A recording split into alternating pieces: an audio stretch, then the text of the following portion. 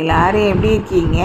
இப்போ அரை கிலோ ஆட்டுக்கறியை வச்சு ஒரு 1.5 கப்பு மெஷரிங் கப்பில் பாசுமதி அரிசியை வச்சு பிரியாணி மட்டன் பிரியாணி எப்படி செய்யலான்னு பார்க்கலாம். அதுக்கு அரை கிலோ மட்டனை எடுத்து கழுவிட்டு அதை ஒரு குக்கரில் 3 லிட்டர் குக்கரில் போட்டுட்டு அதில் ஒரு 1/2 லிட்டர் தண்ணி காணும் எடுத்து அதில் ஊற்றிடுங்க.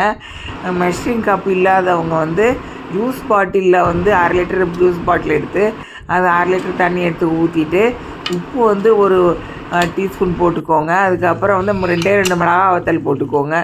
கேஸ் ஸ்டவ் ஃப்ளேம் மீடியத்தில் வச்சு ஆவி வந்தோடனே வெயிட்டை போட்டு அதுக்கப்புறம் கேஸ் ஸ்டவ் ஃப்ளேம் சிம்மில் வச்சுட்டு ஒரு அரை மணி நேரம் கண்டு வேக வச்சுட்டு அதுக்கப்புறம் ஆஃப் பண்ணிடுங்க. அப்புறம் வேறு ஒரு குக்கர் எடுத்துக்கோங்க. இது 5 லிட்டர் குக்கர். இதில் எண்ணெய் நல்லெண்ணெய் 2 குழிக்கரண்டி ஊற்றிக்கோங்க.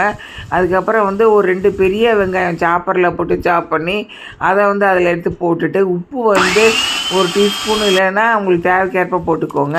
தக்காளி 2 தக்காளி எடுத்து சாப்பரில் போட்டு பெரிய தக்காளியை சாப்பரில் போட்டு சாப் பண்ணிவிட்டு அப்புறம் அதையும் அதில் எடுத்து போட்டு நல்லா கேஸ் ஸ்டவ் ஃப்ளேம் ஃபுல்லாக வச்சுட்டு அதுக்கப்புறம் சிம்மில் வச்சு வதக்குங்க.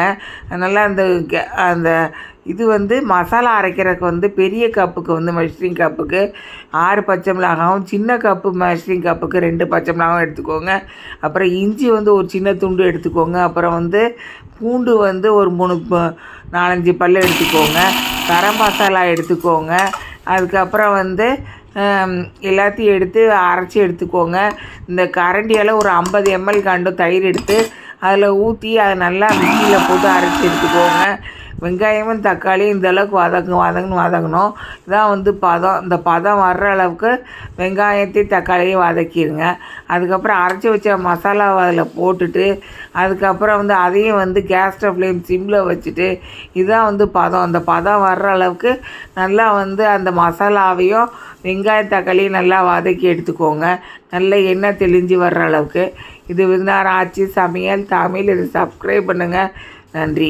அதுக்கப்புறம் நல்லா வதங்கினதுக்கப்புறம் கறி நம்ம அந்த குக்கரில் வச்ச கறியை எடுத்து அதை தண்ணியை தனியாக வடிகட்டி தனியாக வச்சுக்கோங்க. அதுக்கப்புறம் இந்த கறியெல்லாம் அதில் போட்டுட்டு நல்லா கிண்டி விடுங்க. சின்ன ஆடாக இருந்துச்சுன்னா 20 நிமிஷம் மட்டும் வச்சுட்டு கேஸ் ஸ்டவ்வில் 20 நிமிஷம் மட்டும் வச்சுட்டு ஆஃப் பண்ணிடுங்க. மெஷரிங் கப்பில் 1.5 கப்பு பாசுமதி அரிசி எடுத்துக்கோங்க.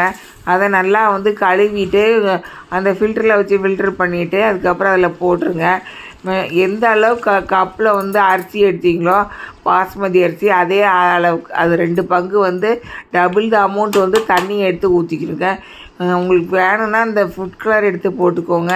புதினா எடுத்து அதையும் தூவி விட்டுட்டு அதுக்கப்புறம் அந்த குக்கரை மூடிட்டு கேஸ் ஸ்டவ் ஃப்ளேம் ஃபுல்லாக வச்சுட்டு ஆவி வந்தோடனே வெயிட்டை போட்டுட்டு கேஸ் ஸ்டவ் ஃப்ளேம் சிம்மில் வச்சுக்கோங்க. வச்சுட்டு ஒரு 8 நிமிஷம் வச்சுட்டு கேஸ் ஸ்டவ் ஃப்ளேம் சிம்மில் வச்சுட்டு அப்புறம் ஆஃப் பண்ணிவிட்டு அதுக்கப்புறம் எடுத்து குழந்தைங்களுக்கும் சரி பெரியவங்களுக்கும் பரிமாறுங்க. நன்றி. இப்போ கொடுவா மீன் மண்டை எப்படி ஃப்ரை பண்ணி வறுத்து எடுக்கலான்னு பார்க்கலாம். அது கொடுவா மீன் மண்டை ஒன்று எடுத்துக்கோங்க. அதுக்கு 1 டீஸ்பூன் உப்பு போட்டுக்கோங்க. அதுக்கப்புறம் 1 டீஸ்பூன் மஞ்சள் தூள் எடுத்து போட்டுக்கோங்க. குழம்புமிளகாத்தூள் 1 டேபிள் ஸ்பூன் போட்டுட்டு அதுக்கப்புறம் 1 டீஸ்பூன் மிளகுத்தூள் போட்டுக்கோங்க.